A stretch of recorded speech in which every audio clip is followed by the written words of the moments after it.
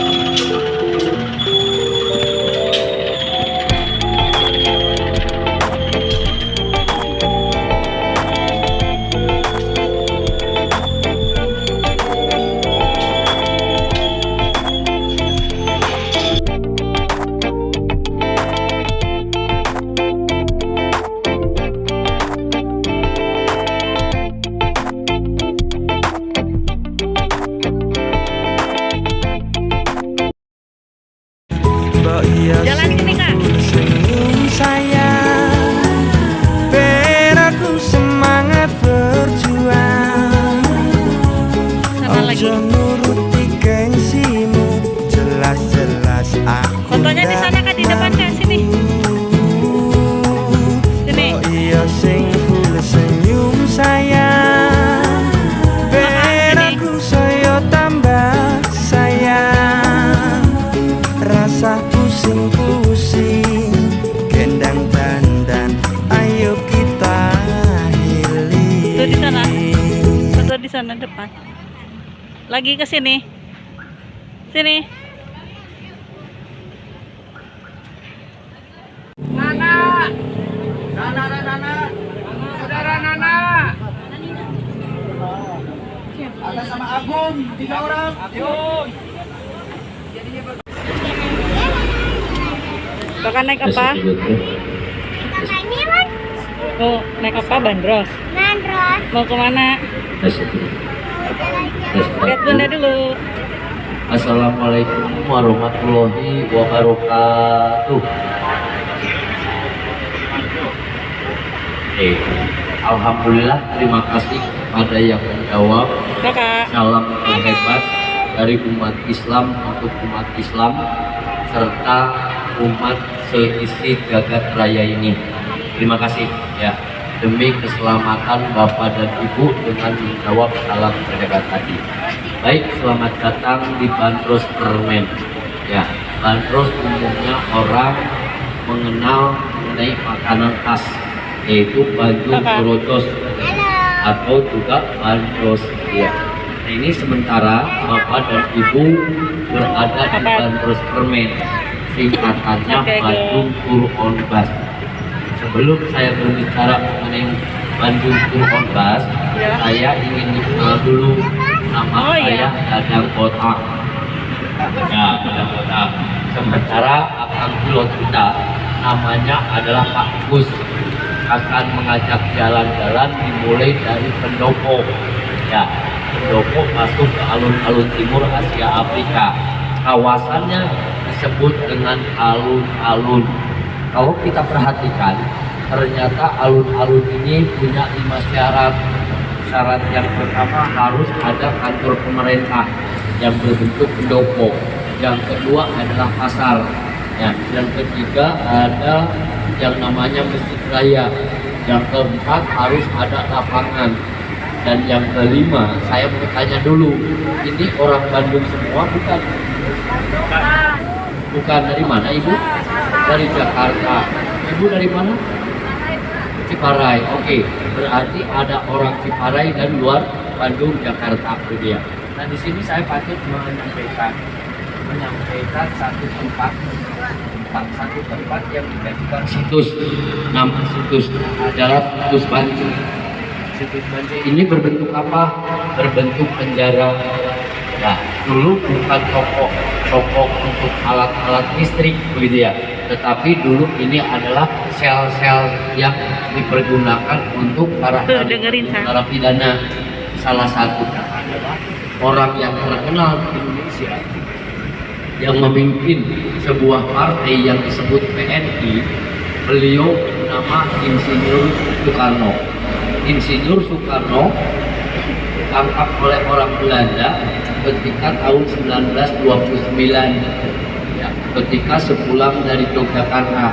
Ditangkapnya di mana? Di kawasan Cicalengka. Nah, di kawasan Cicalengka langsung ditebuskan ke dalam penjara kelas ecek-ecek atau kelas teri, gitu ya. Kenapa kelas teri? Copet, maling dan sebagainya hanya ditempatkan di LP yang barusan saya sebutkan. Nama LP-nya adalah LPKJ. Selama di penjara, Pak Soekarno 8 bulan ini tidak manja, hanya meminta ke istrinya yang berasal dari Bandung, minta dibawakan kertas dan ballpoint. Untuk apa? Untuk menulis pledoi atau pembelaan diri. Nah, pembelaan diri ini ditulis. Setelah selesai pembelaan dirinya ini, maka disidangkan. Disidangkannya di mana? Di Langgan atau pengadilan negeri orang Belanda yang ada di Kota Bandung. Saya Ini Jalan Braga. masih Soekarno, saya akan sambung nanti persis di depan pengadilan yang mengadil Pak Soekarno, yaitu di kawasan Jalan Perintis Kemerdekaan Bandung. Baik, ini Bapak dan Ibu, di kawasan ini saya mau mengajak Bapak dan Ibu untuk bersedekah, mau tanpa mengeluarkan uang. Maukah bersedekah? Ya, sepertinya ini agak ragu mengatakannya. Mau tidak? Oke, bantu saya agar sedekahnya bisa diterima dengan baik. Bagaimana caranya, Dedang? Berteriaklah, coba 1, 2, 3, hai. Hai. Hai. Gitu. Agar Kencang nggak? 1, 2, 3. Hai. 1, 2, 3. Hai. Kalau ada yang foto-foto adalah cheese gitu ya. 1, 2, 3. Cheese. Kenceng atau Yang cheese. kencang nggak?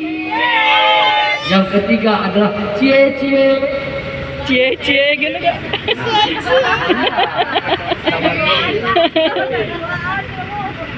Nah ini yang sebelah kanan cie-cie. 1, 2, 3. Cie.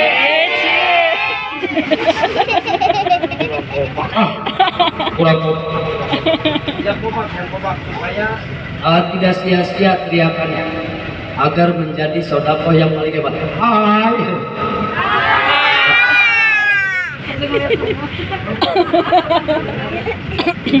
Ya, kalau yang dipoto cheese 1, 2, 3 cheese. Ya, hai. Di sebelah kanan, hai. 1, 2, 3 hai. Ini cie sebelah kanan. 1 yang keras, 2, 3 cie. Wah, itu konsentrasi pacarannya. Oh, nah ini cheese.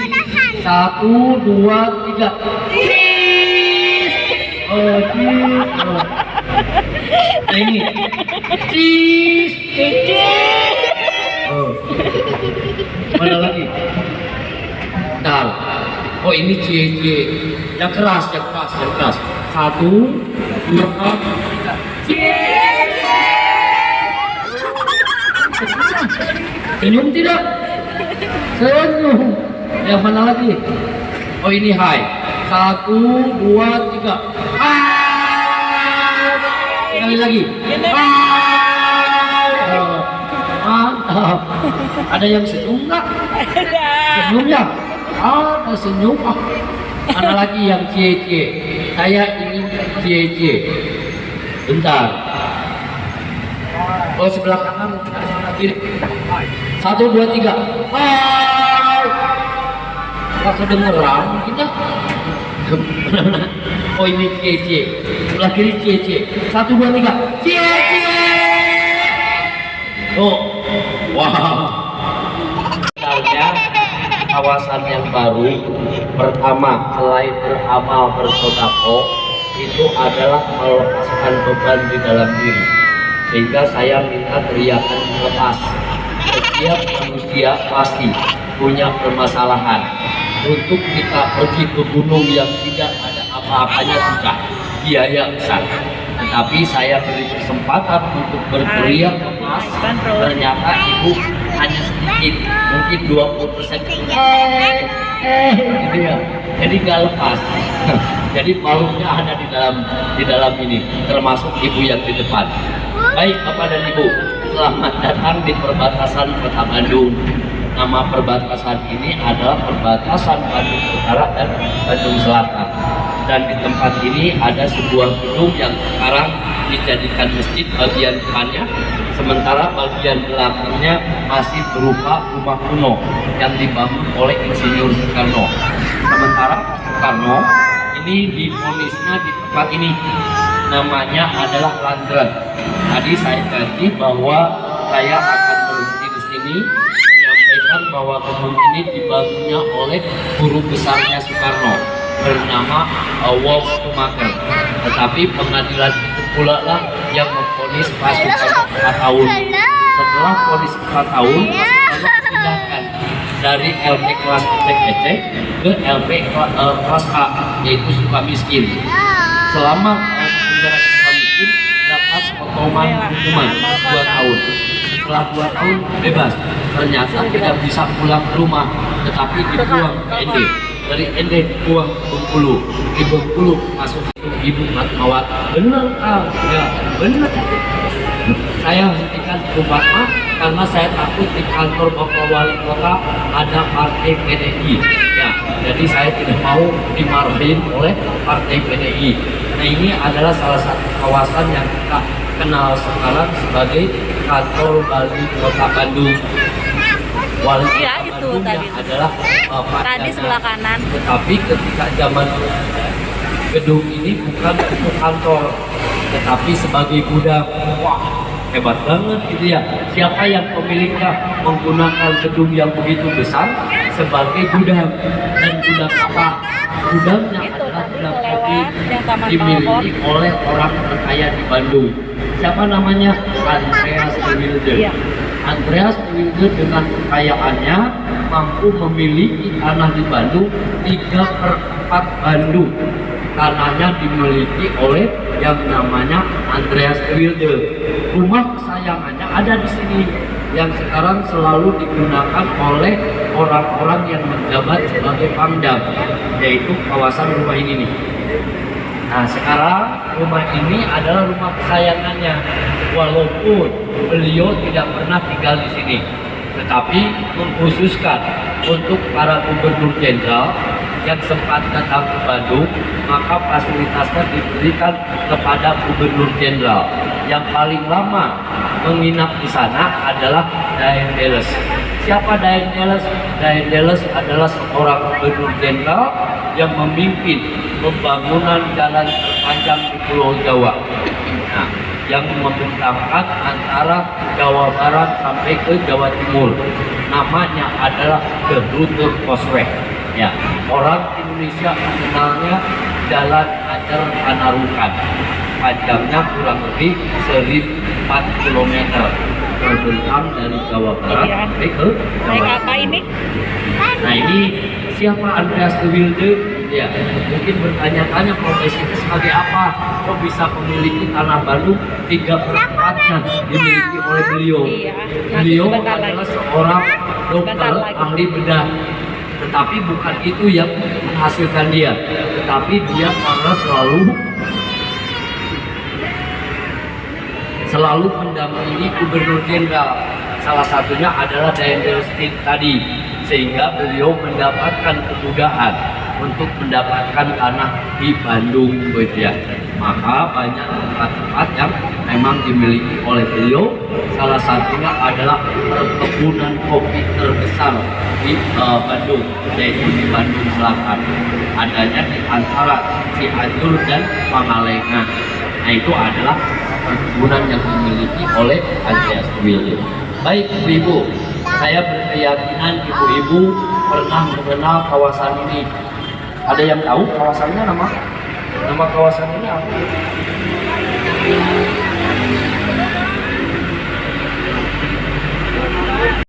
Orang Bandung, mana orang Bandung? Kawasan Dago, nah betul.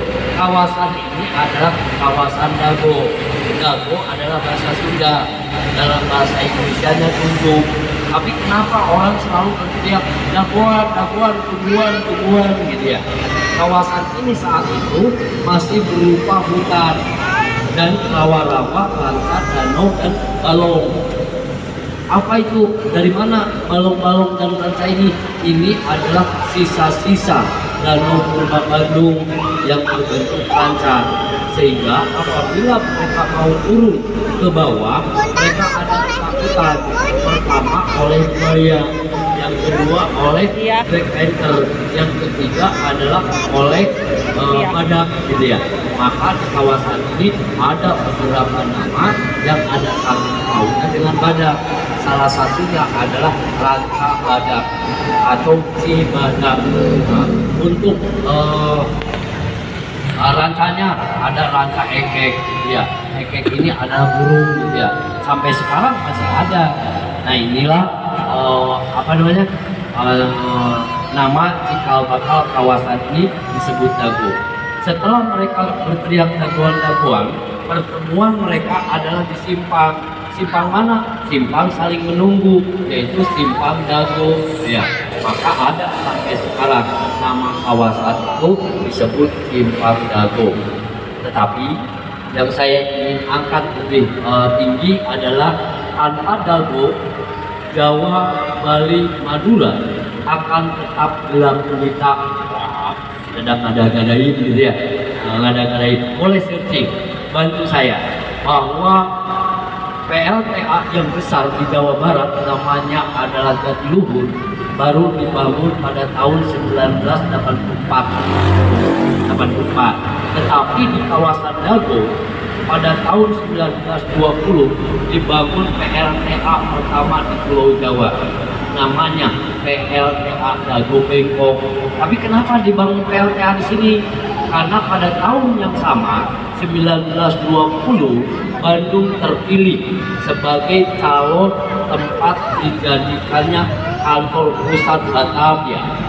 Nah, orang Belanda sudah memprediksi, bahkan kejadian sekarang, bahwa Jakarta akan selalu punya masalah dengan banjir.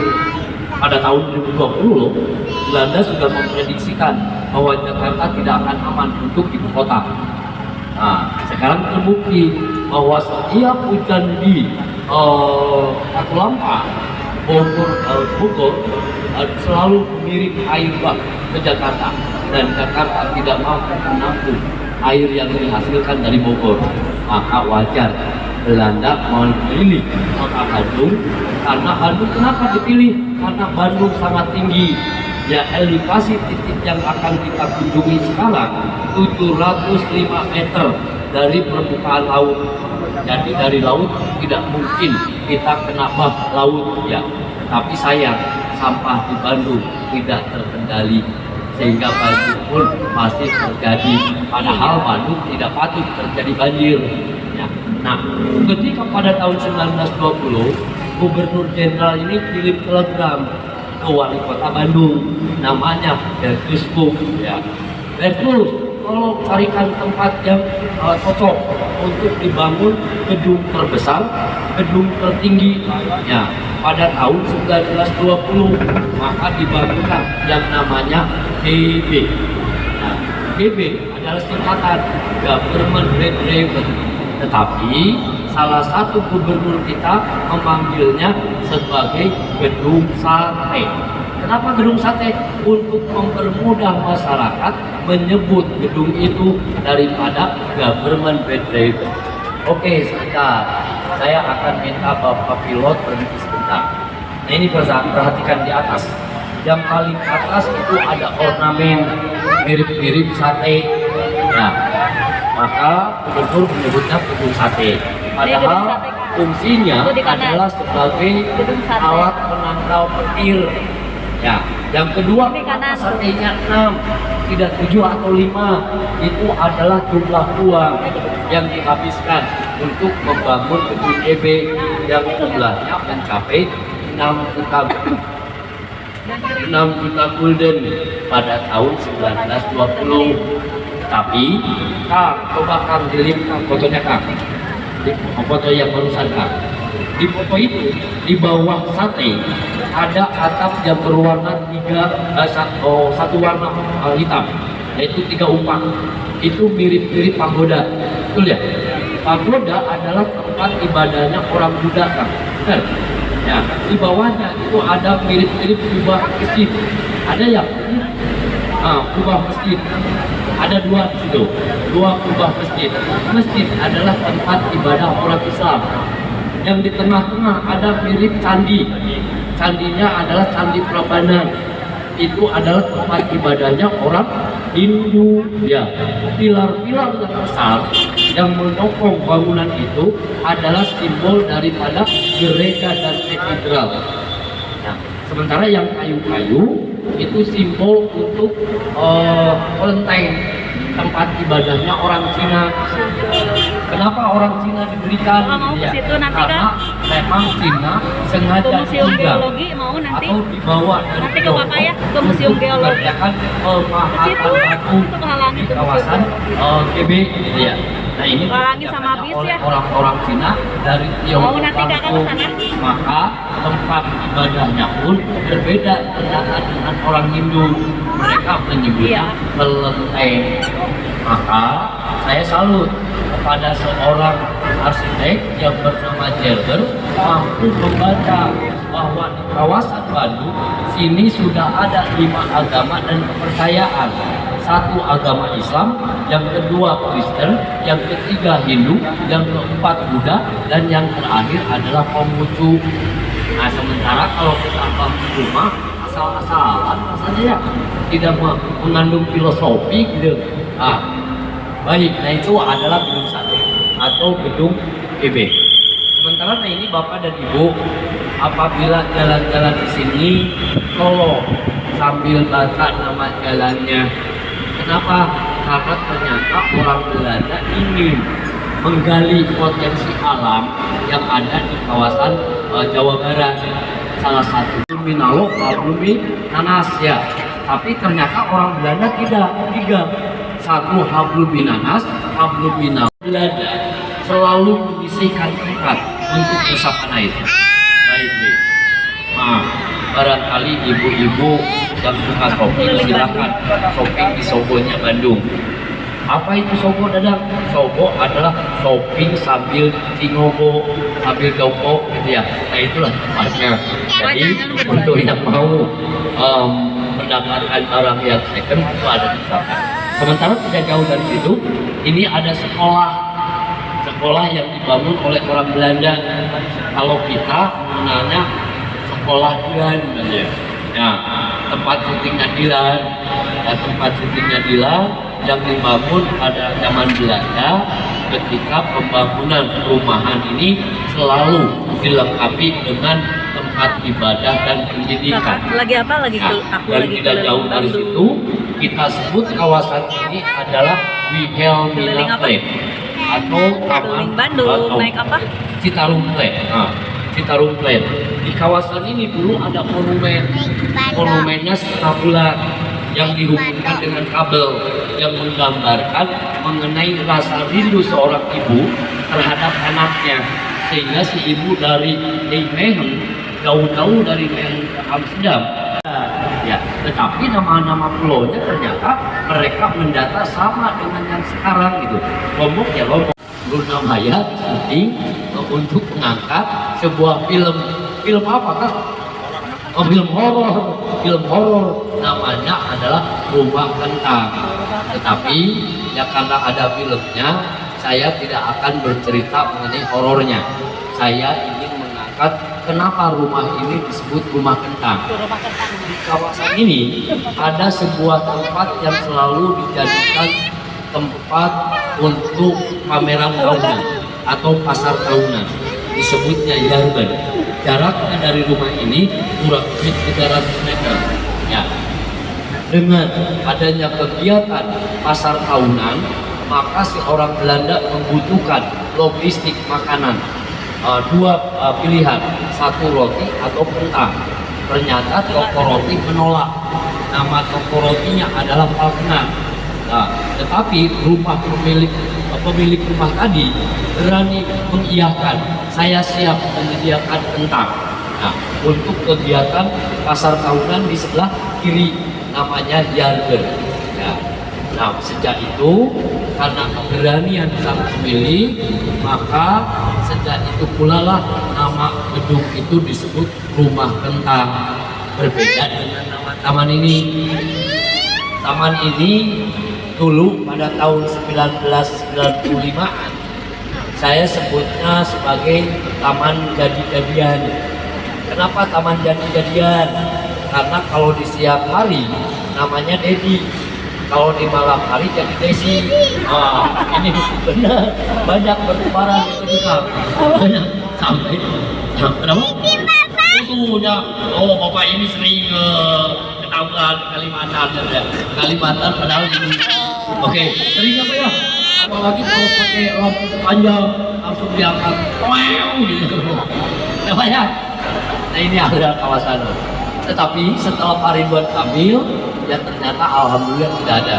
Yang paling penting adalah gedung bersejarah yang ada di sini. Gedung bersejarah. Maaf, saya tekan dulu. Mic-nya ada dulu.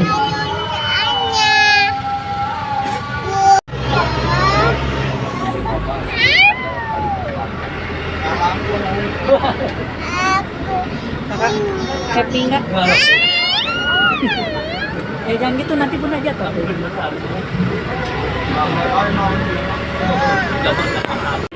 Nah ini saya yakin ibu-ibu mengenal Belanda ini dari buku bahwa Belanda dinyatakan menjajah Indonesia lebih dari 350 tahun penjajahan Belanda. Tapi saran saya jangan antipati ke Belanda. Ternyata tidak semua Belanda itu jahat. Salah satunya Van de Venter. Ya, Van de Venter orang yang hebat yang membela bangsa kita yang tertindas dengan tanam paksa. Tanpa orang Belanda pula, Bandung tidak akan memiliki SD pertama, SMP pertama, SMA pertama, dan Institut Teknologi pertama, serta tempat peneropongan. Saya akan gali dulu di mana sekolah SD pertama dibangun, gitu ya. SD pertama dibangun oleh orang Belanda oleh seorang raja. Rajanya raja apa, Raja Teh, ya, yang berada di Bandung Selatan, utamanya di kawasan Malabar. Di mana SD-nya? Di kawasan perkebunan Sentosa. Sampai sekarang SD ini masih ada. Yang kedua, SMP-nya di mana? SMP-nya ada di kawasan Supratman. Ya, namanya SMP Ursula. SMA-nya di mana? Tadi saya sebutkan. Oh, itu SMA Dilan, gitu ya. Nah, itulah SMA yang pertama dibangun di perumahan orang Belanda. Sementara di mana sekolah teknik ini, gitu ya.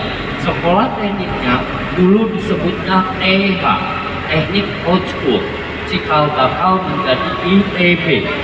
Nah, ternyata ITB pun uangnya itu diberikan dan tanahnya oleh seorang raja teh. Yang terakhir nih yang membuat saya sedih kadang-kadang merinding. 3 bulan sebelum meninggal, beliau kontak bapaknya yang ada di Belanda, mengatakan, Pak, tolong bantu saya pergi ke Jerman, belikan lensa 6, ya, lensa 6 yang daya jangkaunya, daya jelajahnya puluhan kilometer. Ternyata bapaknya dapat lensa itu, kirimlah ke Hindia Belanda. Dalam perjalanan ke Hindia Belanda itu lensa, Raja Teh meninggal, dikuburnya di tengah-tengah perkebunan. Tetapi proyek pembangunan tempat ini terus berjalan sampai selesai. Disebutlah sebagai tempat penelitian perbintangan. Terus Kak. Oh iya, berhenti. Jadi dalam Asia Afrika, setelah di Bandung diselenggarakan konferensi, bahkan di sini tertera nama-nama negara pada bola bentuk, gitu ya. Jadi jangan hanya jalan-jalan, tapi coba baca 29 negara Jalan-jalan kemana, guys? pada sebuah batu. Bahkan Ini dulu di mana, guys? Jalan ada Asia? benderanya, tapi Afrika. orang kita kreatif. Malam-malam bawa gergaji besi dipotong di kilo. Biasanya orang Madura. Ada orang Madura. Ada hantu, guys. Ternyata habis. Nah ini Bapak dan Ibu. Bentar lagi sampai.